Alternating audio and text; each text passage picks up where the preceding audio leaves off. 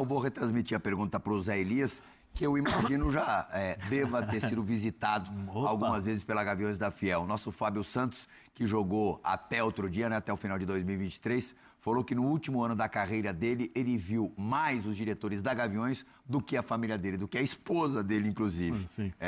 Você acha que resolve para alguma coisa esse tipo de iniciativa, Zé?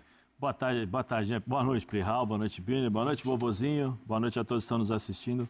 Plihal, eu acho assim, desde que você tem uma conversa pacífica, como aconteceu, eu acho que os torcedores com certeza explanaram ali sobre a representatividade dentro de campo, que a torcida estará com eles o tempo todo, né, que irão apoiá-los, mas que eles irão cobrá-los também, uma postura que a gente sabe como funciona o Corinthians. Você pode até estar mal tecnicamente, mas você tem que correr, você tem que representar aquilo que é o símbolo do Corinthians, que é a raça, a garra, a determinação, aquelas coisas que nós sabemos dentro do campo.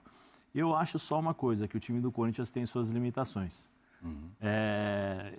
Eu não acredito que, por exemplo, a cobrança vai mudar alguma coisa. Eu acredito que vai mudar porque você tem responsabilidade, você está vendo os torcedores ali, você entende que tem uma responsabilidade vestindo essa camisa e que você precisa, de certa forma, ter um determinado tipo de comportamento, que é o que a torcida mais exige em relação a isso. E aí dentro de campo muda, porque muda a tua responsabilidade, muda o foco, né? Muda o sentido de uma derrota, ela ganha um peso maior ainda. Mas eu acho que a realidade mesmo, que precisa ser colocada assim na mesa e escancarada para os torcedores corintianos, é que o time do Corinthians tem suas limitações. Tem um 11, né, titular, os 11 titulares são bons jogadores, é um time competitivo, mas não tem um elenco para disputar as competições. O Campeonato Brasileiro tem... eu estava vendo o jogo de ontem, né? E aí eu vou até puxar de domingo? De domingo, né? Se você puxar as escalações, você vai ver que o Corinthians não tinha banco.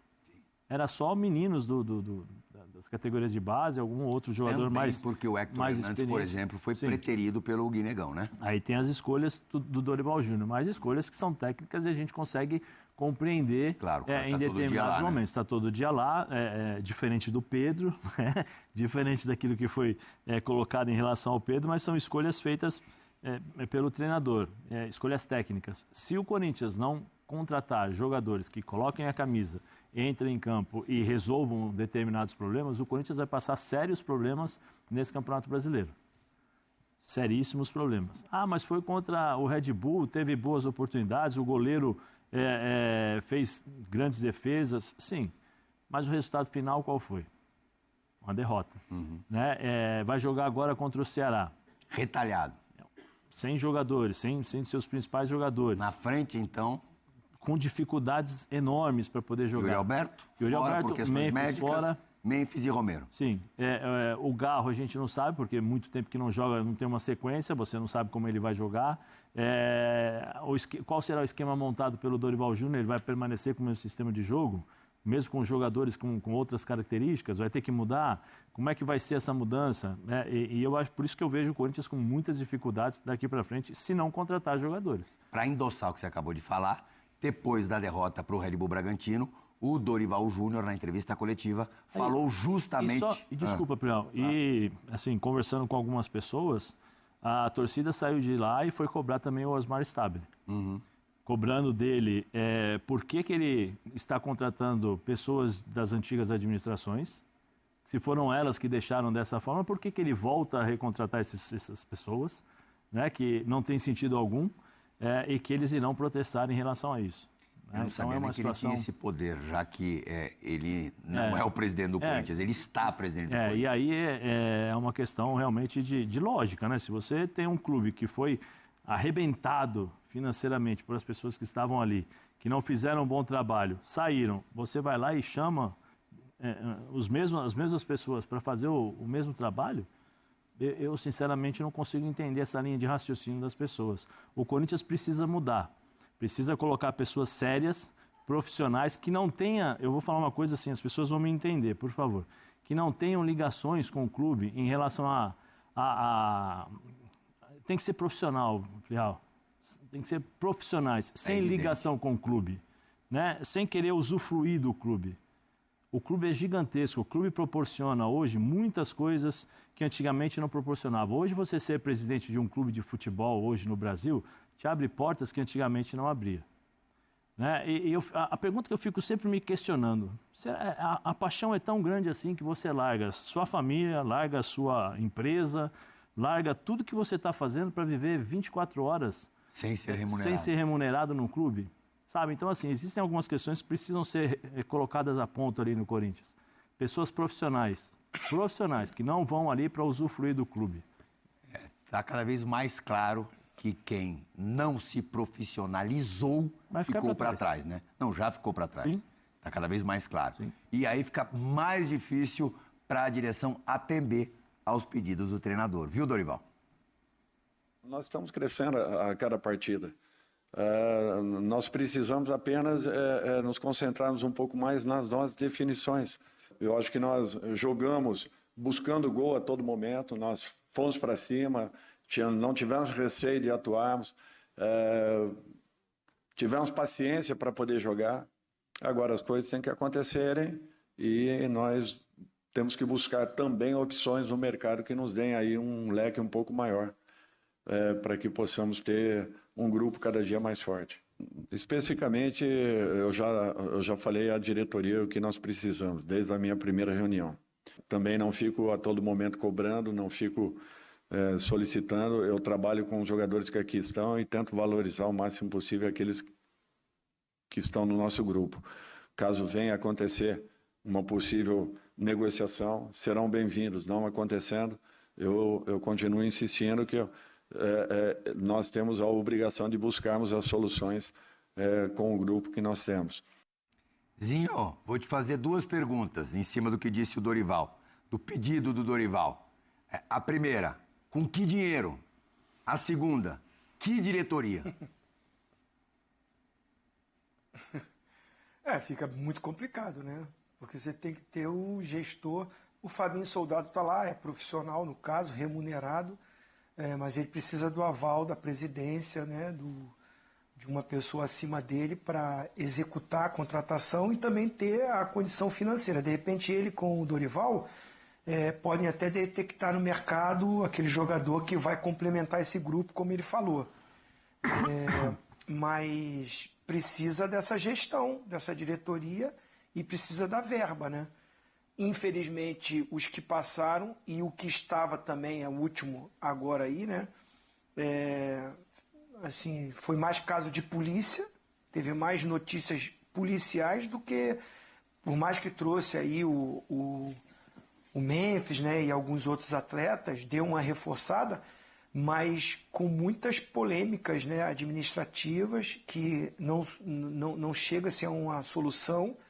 Isso dificulta muito, então fica complicado para atender os pedidos, aquilo que o Dorival está querendo.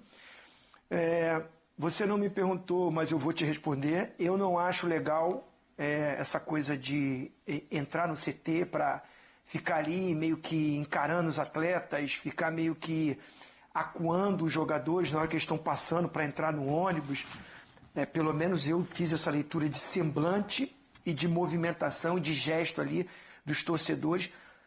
Foi autorizado, conversaram, mas o gesto ali, os movimentos, me parece de uma cobrança, de uma pressão. Eu não acho que isso resolve. Tá bom, abriu, entrou, são membros de uma torcida muito importante, né, a Gaviões da Fiel, que dentro da torcida tem muita gente boa também. Mas eu, particularmente, que já sofri com isso, já fui acuado e já fui agredido, não tem como eu concordar, tá? Assim, ali é o ambiente do CT de treinamento dos atletas da comissão técnica. Não está satisfeito, cobra lá na arquibancada, reclama, vaia, faz baixo-assinado, faz o que quiser, mas entrar, eu não vejo, até hoje, a minha história no futebol não me mostra que isso solucionou problemas. Não é aquilo dali que vai resolver do Corinthians ganhar do Ceará fora de casa. Não é. Vocês me desculpem, mas é a minha opinião. Eu não acho. Não acho legal isso. Mas, menos mal. Não foi daquele jeito lá que a gente viu, empurrando, derrubando o portão, indo para cima do segurança, aquela última que teve, né, que foi muito mais gente. Pelo menos foram 4 ali, deve ser os líderes, mas assim, você vê nítido, todo mundo meio apreensivo, meio, né, aquele clima meio hostil, não é legal, não é bom. Então, assim, é um momento difícil do Corinthians, muito difícil. Agora, também vou dar uma opinião. Esse mesmo elenco que está aí, ganhou o Campeonato Paulista e fez uma campanha muito boa ano passado no Campeonato Brasileiro, que levou o Corinthians a Libertadores. Não houve uma manutenção, porque os problemas extracampo, né, todas as ocorrências refletiram no campo. Atrapalharam, tanto é que saiu o treinador, chega outro, até montar, até organizar, a situação fica complicada. Mas eu não acho... Esse elenco que o Corinthians tem hoje não é para ser campeão brasileiro, mas não é para brigar pela zona de rebaixamento. É para brigar ali, como foi o ano passado. Agora, de uma hora para outra, destruiu-se tudo. A única questão, houve 2 perdas agora na parada do Mundial, né? O Alex Santana e o Coronado saíram. Não eram exatamente titulares, mas eram úteis. Eram muitas vezes as primeiras mudanças, né? O Corinthians perdeu, o Dorival perdeu essas opções. E ainda sobre, Birner, o mês de julho, depois do Ceará amanhã e do São Paulo no sábado, o Corinthians recebe o Cruzeiro na quarta-feira da semana que vem. Cruzeiro embaladíssimo, né? E depois vai ao Rio de Janeiro enfrentar o Botafogo. Isso antes de começar as oitavas de final da Copa do Brasil, no último dia do mês, recebendo a Sociedade Esportiva Palmeiras. Tá fácil a vida do Corinthians? Não, não é fácil. Nenhum jogo no futebol brasileiro é tão fácil assim. Eu acho que essa semana é uma semana que o Corinthians pode tirar proveito, porque pega o Ceará, que individualmente é pior que o Corinthians, apesar de estar embalado. Lá é casca. É difícil, mas o Ceará, para mim, já apresentou futebol melhor no começo da temporada, jogando em casa. E ainda vem de vitória no clássico contra o Fortaleza. Sim, é uma equipe que o Corinthians pode vencer, precisa jogar bem. E o sábado, ele é emblemático para as 2 equipes. Onde está falando do Corinthians, vamos pegar só o Corinthians. Mas você pode já envolver o São Paulo, porque nessa busca de reforços, ou melhor dizendo, necessidade de reforços, o São Paulo também se enquadra perfeitamente. Quando eu olho o clube, a questão financeira, apesar do Corinthians ter uma dívida muito maior, são muito parecidos hoje em dia. Muito. São muito parecidos. Quando você fala sobre não se profissionalizar, sim, né? O São Paulo tem o presidente há 5 anos. Não assumiu há 5 meses problemas. A dívida quase dobrou, né? O elenco é curto. As mesmas coisas que a gente vê no Corinthians, a gente vê no São Paulo. Mas o Corinthians tem um agravante. Os principais jogadores... O Corinthians é mais irresponsável financeiramente hoje do que o São Paulo. E tem uma capacidade de arrecadação um pouco maior também. Sim, que pode compensar um pouco. Ambos os times vão depender muito na temporada dos seus principais jogadores. Os do Corinthians, com exceção ao Garro, costumam entrar mais em campo, e estou citando Memphis e Yuri está machucado, deve voltar, do que Lucas e Oscar. Sendo que o Caleri, que era um sustento, porque você olha a possibilidade, obviamente que nesse momento tudo que eu disser é muito subjetivo. Nada é definitivo, está tão claro assim. Mas subjetivamente, quando a gente olha a tendência, e ela, repito, não é tão objetiva assim, porque estão voltando agora as equipes, a janela não fechou. Quando a gente olha para a parte de baixo da tabela, não para cima, o São Paulo corre mais risco. Até porque tem menos pontos, né? Menos pontos e vai ficar difícil tirar jogador da Libertadores se precisar. Aí a Copa do Brasil, vão falar que o São Paulo precisa muito de dinheiro, então tem que avançar de fase. O São Paulo tem uma frente a mais que o Corinthians, né? O São Paulo está na competição sul-americana. Isso. O Corinthians tem Copa do Brasil e Brasileiro. E quando a gente olha sobre a parte esportiva, como o São Paulo se enfiou num buraco enorme e fez um plano de recuperação que impede gastos, sim, o Corinthians ainda pode fazer uma loucura, e eu não estou falando que isso é certo. Como fez ano passado. E se endividar um pouco mais. Quando estava emburacado no Campeonato Brasileiro, trouxe um monte de jogador bom e deu um tiro. E aí consegue fazer um campeonato tranquilo, quem sabe brigar por uma vaga na Libertadores. Pegou a Libertadores. Realmente não dá para olhar para essas 2 equipes e pensar em título do Campeonato Brasileiro. O título brasileiro será ou do Flamengo, ou do Cruzeiro, ou do Palmeiras. Sim. Não vai sair disso. Né? Então, quem sabe, contratando uma vaga para a Libertadores, eu não estou entrando na parte financeira, o São Paulo nem isso pode fazer. Então, esse jogo, por ser no Morumbi, onde o São Paulo raramente perde do Corinthians, o São Paulo com um técnico novo, que fez uma estreia desastrosa taticamente, a pior estreia que eu vi de um técnico em muito tempo no final de semana, o Corinthians pode tirar proveito dessa situação. E se consegue uma vitória contra o Ceará, se conseguir, que não é impossível, é difícil, mas não é impossível. Não dá para dizer que o Ceará é favorito. É um jogo igual. E conseguir uma vitória no Morumbi, ele vai para os outros 3 jogos, que são realmente bombásticos, dali em diante, contando a Copa do Brasil, de um outro jeito. Então, eu acho que esse jogo do Corinthians contra o Ceará tem um valor anímico muito grande porque vai acontecer na temporada. E eu não sei se a mobilização da torcida funciona ou não funciona. Acho que cada jogador recebe de um jeito. Aqui a gente tem 2 exemplos de 2 ex-jogadores muito acostumados com isso. Vê do jeito Zé Elias, o Zinho vê do outro jeito, e eu acho que lá dentro também deve ter gente que vê de todos os jeitos. Na minha época, eu não sei se a do Zinho era assim, né? Mas na minha época, a Gaviões, quando entrava no vestiário, entrava de forma diferente, né?